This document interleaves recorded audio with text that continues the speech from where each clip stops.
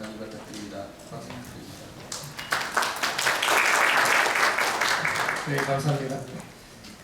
앞에 강의하신 분하고 같이 신부전은 노인 환자는 더 많고 똑같죠, 내용이. 근데 이제 사용할 때 진단의 어려운 점은 똑같고 약물을 쓸 때 조금 조심해서 하라, 그 정도라고 생각하면 되십니다. 그래서 대부분이 가이드라인 내용대로 진행을 할 거고, 아마 대한 신부전 학회에 가시면은 거기에 신부전 가이드라인 한글로 굉장히 쉽게 잘 되어 있습니다. 그래서 그 내용을 제공했는 거니까 그렇게 참고하시고, 먼저 숨차닥하는 것은 앞에 말한 통통과 마찬가지로 굉장히 다양하고 질환이 순환기만 말고 호흡기, 근육, 힘 여러 가지가 있죠.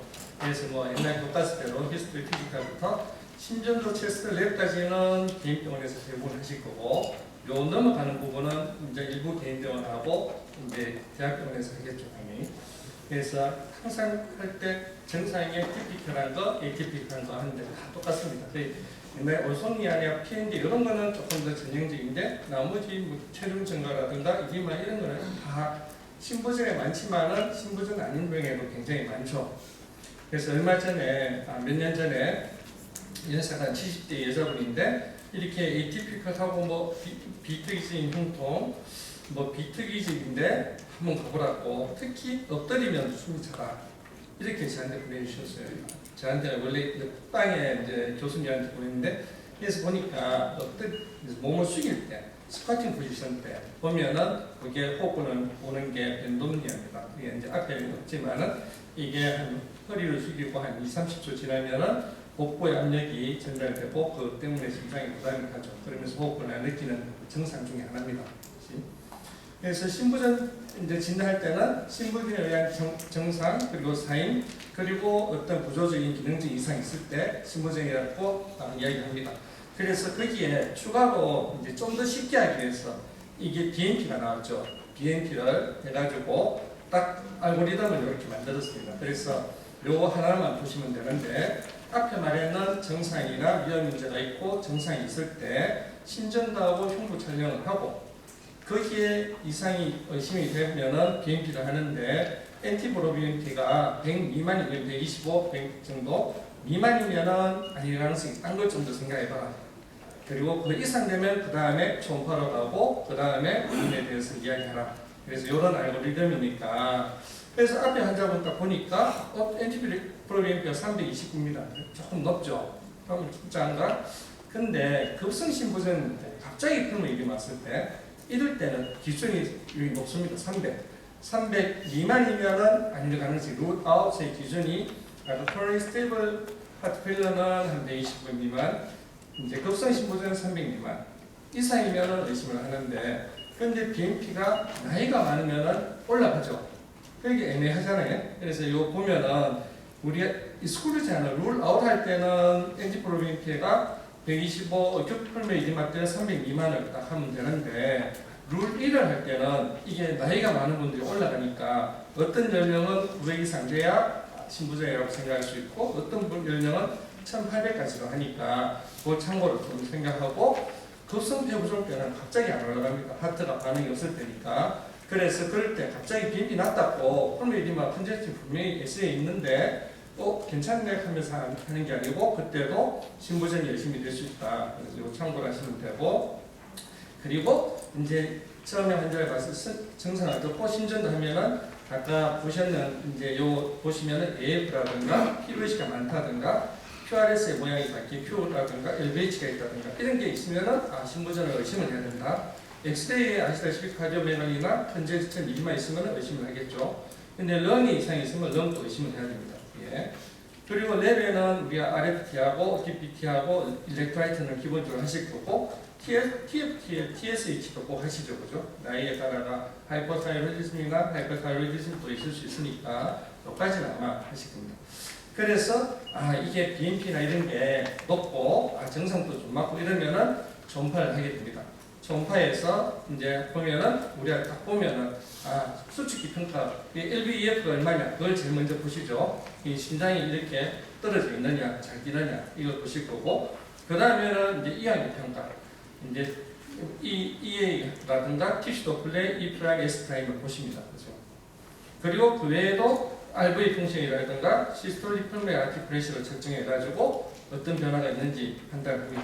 그래서 여기까지 보시면은 결국은 숨이 차가 오면은 먼저 카디악인지 넌카디악인지 고민을 하실 거고, 넌카디악은 펄모너리나 엔도크라인 쪽에 그리고 여러 가지 펑션을 하는 거, 앵자이티부터 해가 뉴로머스큘러 디지즈까지 의심을 하셔야 됩니다. 그래서 판별을 해야 됩니다. 여기 브레이크가 있죠. 이 70세 남자인데 런도 보면 약간 루슨하게 보이고 뭔가 이런 게 있고 클래시피케이션도 있고 하니까 여기는 NPC 마찬가지도 있죠, 그죠? 그러니까 숨이 차가하면은 이 호흡기에서 보면은 CRP, PC, 프로카시톤이 높은 있고 COPD가 심하니까 런만 치료할 거고, 심장한테 따보면은 EF가 낮네, 프로에티프로게가 1347이네, 이렇게 같은 환자인데 어디에 가느냐에 따라 달라져요. 그래서 같이 이렇게 나이가 들면서 폐기능도 나빠지는, 이 신부전을 굉장히 열심히 치료했는데 나중에 보면 COPD도 심해지는 분들도 있고, 역으로 COPD를 열심히 치료했는데 나중에 신부전을 온 사람이 있기 때문에 같이 생각을 해보시는 게 좋은데, 81세 남자가 신부전으로 약을 치료했어요. 근데 EF가 좀 낮으니까 ICD나 CRT를 해야 될지 저한테 보냈습니다. 근데 EF는 40%까지 좋아졌고 EOV 프라임은 11이고 프로비엠피도 100도 안 되고 정상도 애매하고, 그러니까 보니까 COPD가 PFT에 보니까 아까 브론코딜레이터의 반응이 있는 COPD, 이분을 제가 심장만 본다고 해가지고 만일에 CRT를 하거나 약을 이렇게 하는 것보다는 사실 호흡기내과 교수가 훨씬 더 치료를 잘해주겠죠. 실제로 호흡기내과 하고 나서는 저한테 안 왔습니다. 이제 그렇게 하고 나면은 마지막에 이제 심장이 어떤 거냐, EF가 낮은 사람이냐 높은 사람이냐, 그래서 헤프레프냐 헤프페프냐, 헤프페프에 대해서도 아마 관심이 조금 있을 겁니다. 이제 원인은 그러면 이제 굉장히 하는데 제일 많은 게 사실 이스케믹 하트 디지즈하고 카디오마이오패스입니다. 이거 보면은 이제 만일에 카디아이다 생각하면은 그 중에 앞에 이정우 교수에 있는 이스케믹 카디오마이오패스가 워낙 에티피컬한 증상으로 오는데 그 중에 신부전 증상으로 오는 사람들도 꽤 많습니다. 그래서 이스케믹 하트 디지즈야.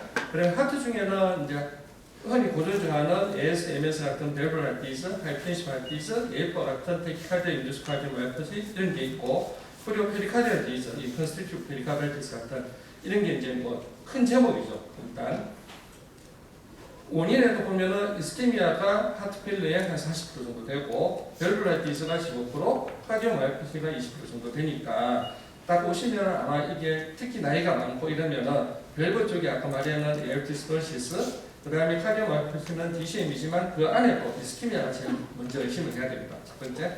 그래서 이스케미아가 CT나 이런 데서 50 아니면 70% 이상이 되거나 옛날 MI라는 히스토리 있는 경우, 밸브라이티스는 그레이드가 3 이상 되는 밸브라이티스 오래될 때, 혈압도 조절되지 않은 혈압이 오랫동안 지속될 때, 그리고 EKG LVH가 있을 때, 이럴 때 의심을 합니다.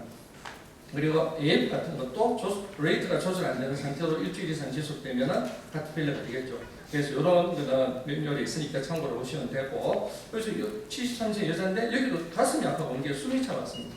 숨이 차가 왔는데 F를 보니까 군데군데 에카이네틱한 월모션에 장애가 있는 부분이 글로벌한 데다가 있죠. 실제로 인조를 해보니까 멀티베슬의 ICA는 토탈이고 LAD도 굉장히 표지하게 있고 이런 코로나이티도 있으니까 언더라인 디지를 무시하고 신부전 아무리 치료해도 안 되겠죠. 그리고 두 번째는 우리 에티올로지가 있고, 우리가 항상 신부전 할 때는 악화 요인이 뭐냐고 항상 전공의 때 많이 이야기 들었죠. 그때 보면 그 중에도 이스케미아가 제일 많고 혈압 조절하고 레이트 컨트롤, 그리고 CKD 인펙션 이런 것들이 많고, 이제 좀 약을 먹는 사람이 잘 안 먹는 경우, 이런 경우가 악화 요인이죠. 우리나라도 보니까 이스케미아가 제일 많고 그 외에도 예그 그리고 인펙션 이런 부분이고, 미국 같은 경우는 언컨트롤드 하이퍼텐션, 혈압 조절이 잘 안 되는 것까지 다양한 원인이 있습니다. 악화 요인이. 근데 이 악화 요인이 한 개만 있는 게 아니고 두 개 있는 사람들도 한 20% 정도 되고, 3개 이상, 예를 들어서 뉴모니아나 UTI 같은 게 왔는데 거기에 AF가 생겨가 레이트도 빨라지고 거기에 ATI가 빠지다 리너 펑션도 나빠지면 벌써 요인이 3개가, 이 3개를 다 조절해줘야 되겠죠. 그래서 나중에 치료할 때도 반드시 아까 신부전에 대한 자체 치료, 그리고 악화 요인을 치료해주고, 그리고 언더라인 디지까지 치료해주는 이 세 단계를 거치는 거니까.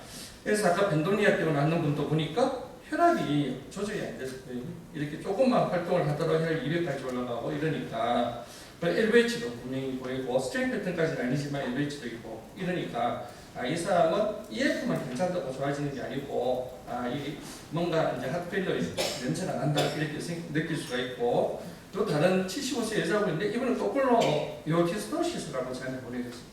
근데 12화 AS를 했는데 우리가 해보니까 마일드 정도 그레이드 2 정도의 AS만 있고 실제로는 코로나트리가 IC가 토탈이 코로나트리가 있고 이것 때문에 호흡곤란을 느꼈고 이 엔지오를 하니까 AS 때문에 있는 증상이 아니고 이런 코로나트리 때문에 생긴 호흡곤란이니까 이거 치료해줘야 되겠죠. 82세 남자인데 거꾸로 얘는 또 우리가 허위성 신부전으로 요양병원에 계속 하는데 갑자기 옛날에 MR도 앓고 이렇게 있었는데 EF도 낮고 한데 EF는 좀 돌아왔는데 숨이 갑자기 차가웠는데 BNP도 높아졌고 근데 EF는 뭐 비슷하고 엑스레이는 D다이머가 높죠.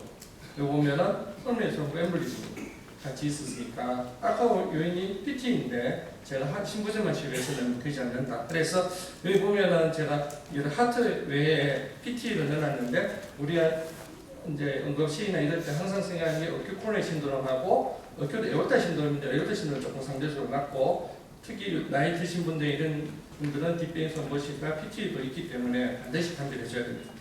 그런 다음에 이제 에코를 보면 EF가 낮은 사람하고 EF는 괜찮은데 LVH가 있다 이런 분류가 많아집니다. EF가 낮으면 이제 그냥 그게 언더라인으로 이스키미아 있으면 이스키믹 카디오마이오패틱 할 거고 그냥 늘어났으면 딜레이티브 카디오마이오패틱 할 거고 LVH는 HCM하고 이제 많이 들으셨고 RCM은 옛날에 관심을 별로 안 했는데 최근에 약물 치료를 하는 몇 가지 약이 있어가지고 뒤에 짧게 말씀드리고 그 다음에 좀 어려운 게 헤퍼테프죠. 이게 그 이완기 신부전 환자가 맞나 안 맞나 이것도 옛날에는 치료약이 별로 없었는데 한편으로 SGLT 이니비타가 이 약이 있으니까 옛날에 신부전 약 이제 진단이 명확하지 않고 할 때 옛날에는 숨차락하면 디옥신하고 이뇨제를 기본으로 썼죠. 옛날 어른들은. 근데 지금은 이제 SGLT 이니비타를 너무 많이 쓰지 않을까 약간 염려가 되는데 헤퍼페프를 어떻게 진단할 거냐 그랬습니다. 81세 남자인데 숨이 차갑고 근데 보면 듀카프도 먹고 있고 듀카프에 ARB하고 CCB 있고 베타블로카, 이뇨제 이렇게 쓰고 있습니다. 근데 숨이 차갑고 저한테 숨차 이렇게 저한테 보내주셨어요. 이걸 어디까지 검사해야 될까? 근데 혈압을 해보면 혈압 쪽도 조금 하고 오비시티도 있고 프리프랄티 디지도 있고 여러 가지가 있으니까 신부전의 리스크는 되겠다 생각을 할 수 있겠죠. 헤퍼페프의 진단은 앞에 있는 심통 사인에 대해 가지고 EF가 정상인 사람이겠죠. 우리가 기준은 50% 이상이면서 그런데 이완기 기능에 문제가 있는 평가를 이제 심초파로도 할 수 있고 거기에 참고를 해서 역시 엔티프로비오티가 들어가 있습니다. 거기에 그래서 이 헤퍼페프를 진단할 때도 앞에 진단하는 거하고 거의 비슷합니다. 숨찬 거를 임상적으로 평가하고 나서 심전도 흉부에 있어서 심초파에 BMP가 들어있죠. 그래서 이거 스코어링 게 있습니다. 뒤에 보여드릴 건데 먼저 초음파로 이 사람이 이완기 기능에 문제가 있다 하는 건 네 가지 지표를 가지고 많이 들으신 E 오브 E'하고 E', TR 벨로시티, LA 볼륨 인덱스 이 네 개 중에 3개 이상이면 거의 가능하다 진단하고 이 4개 중에 1개밖에 없다 그러면 아니다. 그 2개, 3개는 애중간하다. 항상 애중간 사람이 걸리죠. 그래서 이제 이렇게 근데 요 4개 중에 평가를 하시면 되고 헤퍼페프에 대한 스코어링이 이렇게 오비시티, 혈압이나 AF, 폴메알 텐션, 나이 이렇게 해가 점수를 매기는 스코어 시스템도 있고 또 하나는 기능적 구조적 이렇게 하는 이게 맨 에코 소견하고 BNP입니다. 에코에 아까 다이스톨릭 펑션을 평가하는 E 오브 E'하고 E'. 그리고 LA의 볼륨이 커졌다는 것은 LA의 필링 프레셔 올라갔다는 게 LA 볼륨이나 LV 매스가 커졌는지 요걸 점수하고 BNP. 에코하고 BNP를 합성해가 요 위에는 2점, 요 밑에는 1점으로 딱 합니다. 그래서 아까 82세 남자 부분을 해보니까 EF는 59%. 괜찮네. 그럼 F는 저보다 아니겠다. 근데 해보니까 E가 굉장히 높고 E 오브 E 프라임이 17도 높고 E 프라임도 5로 굉장히 낮아져 있으니까 여기에 벌써 2점. 그리고 LA 매스가 LA 볼륨 인덱스가 34보다 넘게 41 LA가 커져 있고 LV 매스는 요 중간에 걸려 있습니다. 적어도 또 2점. 거기에 프로비엠피가 보니까 523이니까 220 이상 되니까 6점 되죠. 그러면 6점이 되면은 헤퍼페프로 진단할 수 있다 이렇게 되고 요거보다 낮은 2에서 4점 아예 1점도 안 된다. 이러면은 그냥 이거는 FF가 아니라고 생각하면 되고, 요 사이 되면은 이제 우리가 저희들한테 보내주면 저희들이 고민을 더 해보겠습니다. 그런데 이제 그 중에 이제 LVH 같은 게 있고 FF라고 생각을 하는데, 개인병원 선생님이 FF라고 저한테 보내주셨어요.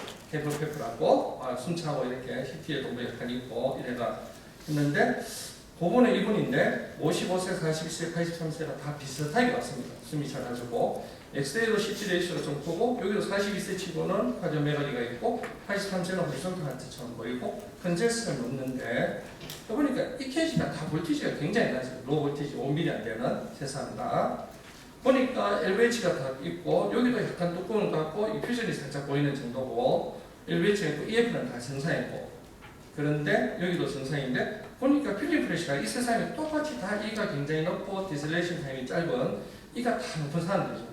나이도 다 천차만별인데 형태는 다 비슷합니다. 그러니까 스트레인도 보면은 아마 에코 보실 때 보면은 요 전부 다 빨간색이 정상인데, 보통 MI나 이런 거 하면 MI 아는 부분이 약간 빨간색이 엷어집니다. 떨어지는데, 요거는 에이펙스만 이렇게 동그랗게 남아있죠. 다 세면이. 그래서 해보니까 옛날에는 아밀로이도시스나 이런 거를 별로 고민을 안 하셨는데, 지금은 약물이 개발되어가지고 약이 있습니다. 그래서 이제 이 사람이 프라이머리 아밀로이도시스인지 신장이 두꺼운 사람 중에 HCM이나 이런 거 빼고 많이 동그랗게 나오면은 컨센트릭 LVH처럼 나오면은 반드시 우리가 프라이머리 아밀로이도시스인지 아니면 TTR이고 구밀레 타입의 아니면 시나일 타입의 아밀로이도시스인지 감밀하기 위해서 혈액 검사하고, 옛날에는 바이오시 했는데 바이오시를 안 하고 MI 검사하는 PIP 스핀이라고 있습니다. MI를 옛날에 전공의 때 아마 많이 보셨을 건데, 그리고 진단을 해가지고 한 사람은 이게 멀티플 마이로마가 그냥 프라이머리 아밀로이도시스고, 요 두 사람은 PIP 스캔을 하니까 아까 말씀드린 것처럼 MI가 올라가야 되는데, 아밀로이도시스 중에 특별한 TTR 아밀로이도시스라고 있는데 이 사람들이 업테이크가 되니까, 여기 보니까 여기는 업테이크가 뼈만 보이는데 여기는 하트의 모양대로, 여기도 하트의 모양대로 업테이크가 되죠. 동그랗게. 그러니까 요 TTR 테니스파이팅이라는 진의 뮤테이션이 이 사람은 있어가지고 뮤트한 아밀로이도시스고, 이 사람의 뮤테이션이 없었어가지고 와일드 타입의 C9 TTR 아밀로이도시스입니다. 왜냐하면 이 사람은 타파미디스라고 TTR을 스테이블라이즈하는 약이 있습니다. 그래서 이 약을 써야 되기 때문에, 옛날에는 이런까지 진단을 안 했는데 지금은 이제 이렇게 신부전을 하는데 헤프페프라고 의심되면 헤프페프 중에 우리가 치료할 수 있는 약물이 있는 질환, 페브리 비즈하고 아밀로이도시스 비즈하고 또 HCM 중에 obstructive HCM은 또 약이 새로 나온 게 있습니다. 그래서 이거는 우리가 원인 질환을 감별해야 되기 때문에 이렇게 한다 하는 걸 보여드렸습니다. 그 약물 치료는 제가 누차 말씀드린 것처럼 이디만 있으면 이디만 조절해야 돼요. 순창을 일단 해결해줘야 되고, 그 다음에는 아까 말했는 여러 악화 원인을 이스키미아인지 조절 안 되는 혈압인지 AF 레이트 조절이 안 되는, 레이트가 조절 안 되는 부정맥인지 이걸 조절해줘야 되고, 거기에 또 언더라인을 원인을 꼭 치료를 해야 됩니다. 그죠?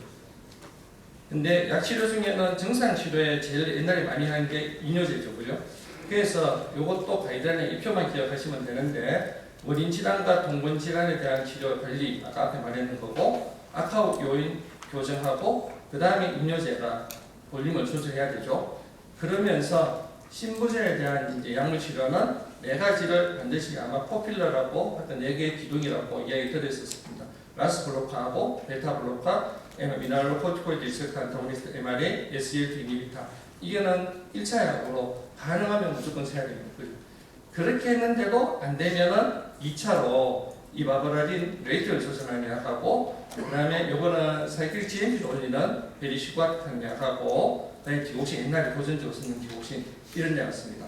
그래서 아마 이 약단에는 많이 들으셨고 이렇기 때문에 대부분 들어가는데, 요 라스 블로카 중에 알리가 있죠. 그죠? 그래서 옛날에는 에이스인타나 ARB를 먼저 쓰고 거기에 반응 없으면 알리로 바꿨는데, 최근에는 조금 더 일찍 경우에 따라 급성기로 입원했다가 안정화되면 알리를 바로 먼저 쓰기도 합니다. 그래서 그리고 약을 쓸 때는 항상 천천히 해야 됩니다. 갑자기 빠르게 하지 말고 네 가지 약을 빨리 써야 된다 하고 해서 갑자기 네 가지를 한꺼번에 쓰면 혈압의 문제라든가 리날 풍시의 문제라든가 이런 게 생기니까 단계로 그 사람이 가지고 있는 적응증에 따라서 단계적으로 해야 된다.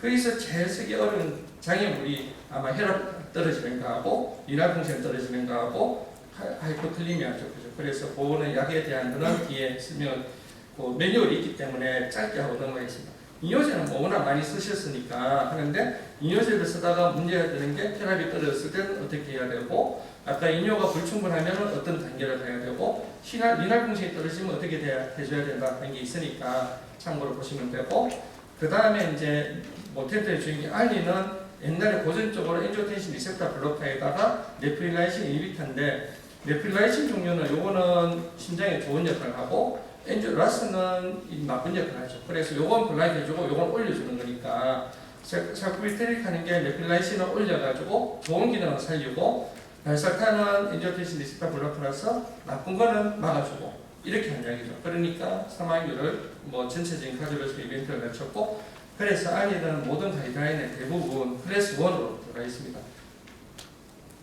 그래서 알리는 이제 뭐 ARB나 AC입단에 있으면 이제 내학생이 없으면 반드시 하는데 초기에부터 바로 알리를 쓰기도 한다. 참고를 하시면 되고 AC입단이나 ARB를 쓰고 있을 때는 이 기본을 도출했습니다. 이거는 테이블이 있으니까 참고를 하시면 됩니다. 혈압이 떨어지면 어떻게 했냐? 90, 95, 100, 110 100만 돼도 약을 안 써야 되냐 아니면 90대면 써야 되느냐 고민이 되는데 특히 나이가 많은 분들이 근데 생각보다 노도주부터 하면은 처음부터 혈압이 110 이하, 뭐 140 이상은 당연히 써야 되죠. 이런 분들은 혈압이 많이 떨어지지만 110, 100인 분들이 떨어지는 정도가 적기 때문에 어떻게든 시도를 해야 되고 110보다 낮은 분들이 같은 효과를 봅니다. 근데 우리가 이제 100이나 90 미만을 어떻게 할 거냐 고민일 건데 우리가 현재 기준은 90을 기본하고 정상이 없을 때 90 이상이면 약을 쓰도록 권장을 하고 그걸 유지하도록 노력합니다. 보면 100보다 낮은 사람들도 약을 쓰니까 더 효과가 좋은 걸 볼 수가 있고 그래서 아까 혈압이 떨어지면은 약 중에 이 약을 먼저 끊는 것보다 다른 약 중에 혈압을 떨어뜨리는 볼륨이 너무 떨어졌거나 아니면 CCB 같은 모텔리티에 영향을 주지 않는 그런 약들이 있으면 그것부터 먼저 줄이고 그래도 안 될 때 이제 이 약을 라스블로크를 줄여야 된다 이렇게 생각하시면 되고 아까 앞에 이제 요 캐비지 있는 캐비지가 아니고 아까 왜 이스키미아 기술로 MRI 왔다 했잖아요. 그래 캐비지를 했는데 캐비지로 끝나면 안 되고 보면 EF가 18%죠. 그때 약을 처음에 뭐 ARB도 쓰고 임료제까지는 썼는데 뭔가 아쉽죠. 뭔가 부족한 스피노락톤까지 있는데 베타블로커도 좀 빠져 있고 그러니까 EF가 조금 올라왔지만 계속 낮은 상태로 되어 있고 이디마가 돼가지고 왔을 때 임료제도 조절해주고 아까 임료제를 조절하고 나서 베타블로커를 시작했습니다. 그리고 베타블로커 쓰고 나서는 용량을 조금씩 타이트레이션 해주고 아까 ARB를 엔트레스트로 아까 IB로 바꿨죠. 바꾸고 나니까 EF가 18개월 지나고 나서 EF가 50% 정도까지 굉장히 좋아진 걸 볼 수가 있고 이 보면은 인트레스트 들어오고 나서 EF가 올라가는 거 베타블로커 쓰고 인트레스트 쓰고 나서 볼륨이 EOV5이나 이런 게 줄어든 걸 볼 수가 있습니다. 그리고 나서 19년 지나고는 그때는 또 SLT 이니비터가 또 있었고 하니까 당뇨도 있고 하니까 SLT 이니비터 같이 썼습니다. 그래서 알리를 썼을 때 어려운 점이 있는 것들은 제가 메뉴로 참고하시고 AS이니비터 알리는 워낙 많이 아시니까 참고를 하시는데 마찬가지로 여기도 보면은 신장 기능이 떨어지는 게 아까 알리하고 똑같은데 크레아틴은 한 50% 정도까지는 참을 수 있다. 그 약을 유지하라고 올리지 않더라도 EGFR이 25 이상이 되면 원래 40이었던 사람이 30이 될 것 같고 해라 약을 끊거나 이런 게 아니고 유지하라고 하고 근데 50% 이상으로 떨어지거나 K가 5.5 이상 되면 용량을 줄이거나 동호에 따라 감량을 하거나 중지해야 되고 베타 차량제도 여기는 반드시 울열이 줄어나고 이디마가 끝나고 나서 써야 됩니다. 가능하면 입원해가지고 컨제션 돼 있고 이때 약 4개 쓰라 해가 한꺼번에 같이 쓰는 게 아니고 증상을 먼저 조절해서 이디마 줄이는 인효제를 쓰고 아까 알리나 알가톤 같은 걸 먼저 쓰고 SUT를 먼저 쓰고 그 다음에 베타블로커를 천천히 쓰면 된다. 낮은 용량부터 MRA도 마찬가지고 근데 최근에 이제 스피노락톤 요하고 피네레놀이라고 CKD 있고 DM 있고 프로틴 유리에 있는데 적응증이 되죠. 이 피네레놀을 쓸 거냐 스피노락톤을 그냥 개선할 거냐 이제 묻는 분들이 조금씩 생기거든요. 근데 아직까지는 피네레놀이 신부 전에 증명을 못했습니다. 근데 CKD 있고 프로틴유리에 있는 사람이 이벤트 보니까 신부 전에 발생을 떨어뜨린 건 맞는데 지금 스터디를 하고 있습니다. 그래서 재생의 중간에 언젠가는 피네레놀로 바뀔 수 있는데 아직까지는 스피라톤을 유지하는 게 맞고 피네레놀은 피네레론의 보험급여 기준이 있습니다. 그 기준에 맞으면 거기에 맞지 않습니다. 신부전이 꼭 바꿀 필요는 없고 S1 인히비터는 워낙 이제 많이 쓰셨고 요새 워낙 얘기 많이 하셨으니까 엠파글리플로진이나 다파글리플로진이 모두 하트페일리에서 이벤트를 줄여졌고 뭐 이리마도 인터스피셜 이리마까지 줄이는 효과가 있었기 때문에 굉장히 많이 쓰는데 여기도 신기능 또 팔로우하고 체액이 이디마 이뇨제도 많이 쓰는데 S1 인히비터도 이디마를 줄이죠. 그러니까 거기에 대한 주의, 그것 때문에 크라이틴이 올라갔으면 이뇨제를 줄여가지고 S1 인히비터를 유지하고 이뇨제를 줄여서 크라이틴이 안 올라가도록 아니면 낮출 수 있도록 해야 됩니다. 그리고 생식기에 담력 주의해야 되고 그리고 요 이바브라딘하고 베리슈가디 오신인데 요 빨리 이야기하겠습니다. 이바브라딘은 하트레이트가 75회 이상, EF가 35나 40 미만이면서 용은 포니 채널에가 레이트를 낮춰주는 당이죠. 그러니까 실제로 이렇게 레이트가 10 정도 이상 떨어집니다. 떨어지고 나서 이벤트를 줄였는데 말씀드린 것처럼 보험급여 기준이 EF가 낮고 심박수가 75 이상이면은 그러면 이바브라딘을 추가할 수가 있습니다. 그때 보통 5에서 시작하는데 나이가 많은 분들은 75세 이상은 2.5 반부터 시작하면 됩니다. 반부터 시작해가 레이트가 만일에 50에서 60 사이에 65 정도면 유지하면 되는데 이게 50으로 내려가면은 줄여야 됩니다. 줄이거나 끊어야 되고 60 이상이면은 조금 더 올릴 수도 있습니다. 40세 남자인데 숨이 차가는데 약을 다 쓰다가 보니까 레이트가 계속 높아요. 이렇게 레이트가 높으니까 제가 이바바렌이 쓰고 나서 굉장히 빨리 좋아지는 걸 볼 수가 있었습니다. 그래서 이런 경우도 있고 디오신권 뭐 잘 아시니까 참고하시면 되고 베리슈가스 이게 사이클리 GMP를 올려서 이런 심장하고 혈관에 좋은 역할을 합니다. 그래서 아마 생소하게 들으신 분들이 많으실 건데 앞에 이 급여 기준이 신부전 악화를 경험한 입원을 했을 때만 쓸 수 있습니다. 그렇기 때문에 앞에서는 쓰기가 좀 어려우실 거고 신부전 약을 열심히 썼는데도 불구하고 6개월 이내 또는 3 이내에 신부전 악화로 응급실이나 이렇게 와서 입원을 했는 경우에 그때 저희들이 퇴원할 때 약을 쓸 수도 있고 만일에 제가 깜빡이고 가면은 그러면은 선생님들께서 이 약을 추가를 해가지고 쓸 수 있습니다. 그리고 헤프 미드레인지는 뭐 앞에 있는 거 그대로 하시면 되고 페프는 이제 앞에 있는 우리 란이나 이런 게 협입증이 잘 안 돼 있는데 SGLT 인히비터만 유일하게 되었죠. 그래서 이뇨제로 플루이드를 조절하고 그 다음에 SGLT 인히비터를 쓰면 됩니다.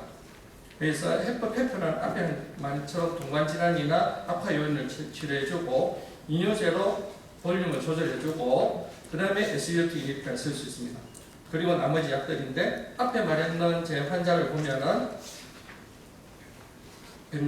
SGLT 인히비터 급여 기준이 바뀌었는 걸 보시면은 EF가 낮으면은 지금은 쓸 수 있습니다. EF 40분 미만이면은 무조건 쓸 수가 있고 40 이상이 초과된 환자 중에 BMP가 125 이상이 되고 이것도 12개월 이내에 신부전으로 응급실이나 병원에 입원했는 사람 이 경우에 급여가 됩니다. 그래서 한 번도 입원한 적이 없거나 이러면 쓸 수가 없습니다. 지금은 신부전으로 컨제스천이 분명히 있었고 그걸 경우에는 쓸 수 있으니까 아까 벤동리아에 있는 분을 제가 말씀드렸잖아요. 그러니까 이분도 아까 여기에다가 SGLT 인히비터를 써서 증상을 조절했고 81세 이분도 페프라고 했는데 이분은 제가 안 쓰고 이렇게 해송을 해드렸습니다. 이게 아마 헤프라고 생각할 수 있고 당화의 세수가 조금 높으니까 뭐 헤프라고 생각해가지고 SGLT 인히비터를 먼저 쓰고 볼륨은 이뇨제를 컨트롤하는데 거기에 증상이 계속되면은 스피로락톤을 쓰면 좋겠다. 이렇게 해서 제가 회송을 보내드렸거든요. 그러고 나서 1년 넘게 아무도 안 오셨으니까 아마 그 병원에서 잘 조절하고 있는 걸로 알고 있습니다. 그리고 마지막으로 조금 오가 됐는데 어떤 환자를 우리한테 보내야 될 거냐. 순차적으로 다 보낼 수는 없잖아요. 그래서 어떤 환자를 보낼 건지를 마지막 정리되어 있는데 신부전의 정도, 일부 EF에 상관없이 처음으로 이리마가 생기는 하트페일러면은 오셔야 됩니다. 처음에. 왜냐하면 앞에 원인이 뭔지, 언더라인 디지가 뭐가 있는지, 약물 치료를 어디까지 할 수 있는지 이런 거를 조금 더 우리하고 같이 고민하는 게 좋으니까 첫 진단을 받는 신부전한테는 가능하면 보내주셨다가 다시 배송을 받는 게 좋겠다. 두 번째는 신부전 환자 중에 이런 위험 인자가 많은 사람 어떻게 해도 증상이 계속되고 혈압도 낮고 카르틴도 올라가고 AF 레이트 조절 안 되고 이러면 귀찮으시니까 보내실 거잖아요. 이제 이런 위험 인자가 많은 사람들. 세 번째는 내가 이제 자네가 이런 걸 사서 내가 약을 잘 치료했는데 3개월 동안 우리가 약을 4가지 약 여기에 또 추가해가지고 뭐를 썼는데도 EF가 계속 떨어져 있다. 이러면은 우리가 놓친 언더라인 디지가 있는지 아니면 이 사람을 ICD나 CRT를 해야 될지 하기 위해 가지고 약의 약물 치료에 반응이 적은 환자들도 보내주셔야 됩니다. 마지막으로는 이래 치료 쭉 하는데 아까 했는 이스케미아 디즈나 AS가 이게 치료를 해야 될 AS인지 그냥 경과만 보면 되는 AS인지 예를 들어서 이런 게 의심스럽다. 이런 이제 같이 의견을 좀 나누고 싶다. 그래서 내가 좀 더 치료할 방향을 정하거나 할 때 같이 의견을 나누고 나면은 이게 자기가 결정하거나 이게 도움이 되지 않겠습니까? 그래서 이런 경우에 요 4가지 경우에 꼭 저희들한테 한번 보내주시면 좋겠고, I need help라고 이런 경우 똑같습니다. 인류에서 뭐 이렇게 증상이 계속되고 CKD가 생기고 EF가 계속 나빠져 있고 이런 경우에는 보내는 게 좋겠다. 그래서 근데 이제 제가 마지막에 드린 게 보내려고 하니까 병원에서 안 받아주죠. 예약도 안 해주고 아마 저한테 계시는 선생님들 중에도 저한테 진료 좀 보내고 싶은데 예약을 하면은 안 된다 하고 굉장히 죄송스럽게 생각합니다.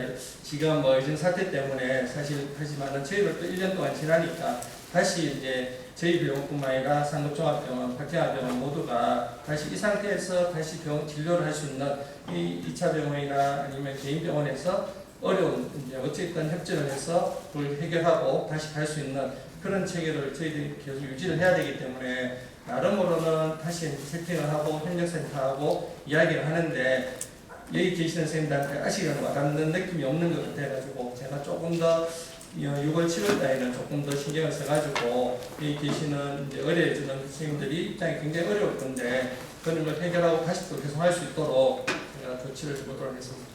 이상 강의 마치도록 하겠습니다. 감사합니다.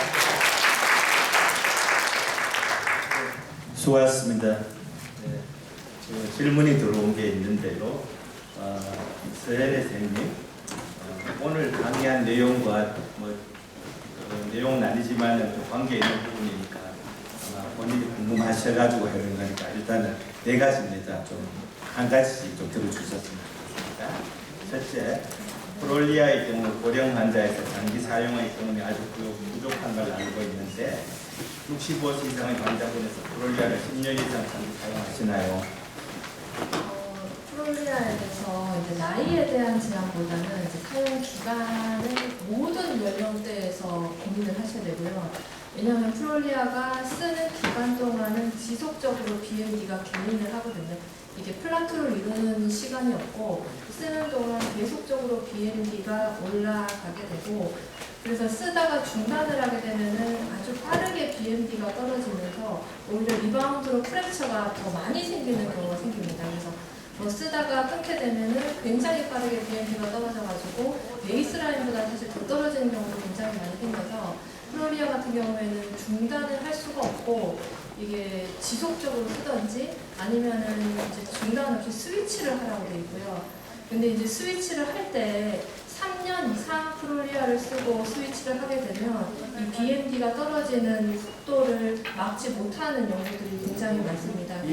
프롤리아는 뭐 고령, 뭐 젊은 연령, 모든 연령에 상관없이 시작을 하실 때 플랜을 장기적으로 가지고 시작을 하셔야 되고 삶의 여명이 뭐 10년 남지 않은 분에게는 10년 쓸 생각을 하시고 사용을 하셔도 되는데 그렇지 않은 분이라면 3년 쓰고 바꾼다고 생각을 하시고 약을 시작하셔야 됩니다. 두 번째 질문이 아까 말씀하신 부분인데 프롤리아에서 비스포스포네이트로 브릿지를 어떻게 진행하시나요?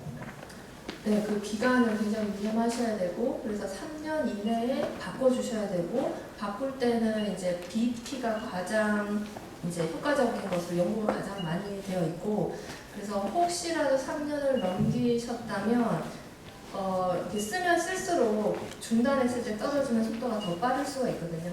그래서 조금 더 긴 시간을 쓰신 상태에서 바꾸신다고 하면 이제 비스포스포네이트 중에서는 졸레드로네이트가 가장 포턴트하기 때문에, 그리고 이제 오랄 제제 같은 경우에는 컴플라이언스라든지 이런 거에서 좀 지켜지기 어려운 상황이 있을 수가 있어서, 그런 경우라면 이제 IV 졸레드로네이트를 1년에 1회 쓰시는 게 가장 좋을 것 같습니다. 세 번째는요, 40대, 70대 환자분에서 비타민 D의 결핍이 관찰되는 경우 골다공증이 미진단된 상태에서 비타민 보충, D 보충을 하는 게 좋을까요? 그 단위 용량을 얼마나 주면 좋을까요? 바이타민 D가 사실 본 헬스하고 가장 연관이 많은 것으로 되어 있는데, 사실 뭐 임뮨이나 메타볼릭 디지즈에도 연관이 있다는 데이터가 굉장히 많거든요. 그래서 우리나라에서 그때 코로나가 청거라던 시기에 이제 코로나 환자가 바이타민 D 데피션시가 있으면은 중환자실 입원율이 더 많았다, 뭐 이런 연구 데이터도 있었고요. 그래서 바이타민 D가 낮으면 꼭 골대사 말고도 다른 이제 임뮨 시스템이나 메타볼릭한 시스템에 영향을 줄 수 있기 때문에 저는 개인적으로 보충하는 게 좋겠다고 생각을 하고, 권장량은 나이에 따라서 좀 다르긴 한데 1일 한 1000 IU 정도가 권장량입니다. 그래서 보통 이제 1일에 1000 IU로 이제 보충하시면 되고, 환자들이 최근에는 이제 그 약국이나 이렇게 스토어에서 구매하는 멀티비타민을 드시는 경우도 굉장히 많더라고요. 그래서 저도 한 번씩 보면 대부분 그 정도 영양이 포함이 되어 있는 영양제가 사실 대부분이었고, 그래서 일일 권장량은 1000 IU 정도로 생각하시고 주시면 될 것 같고, 그런데 70세 이상에서는 조금 이제 용량을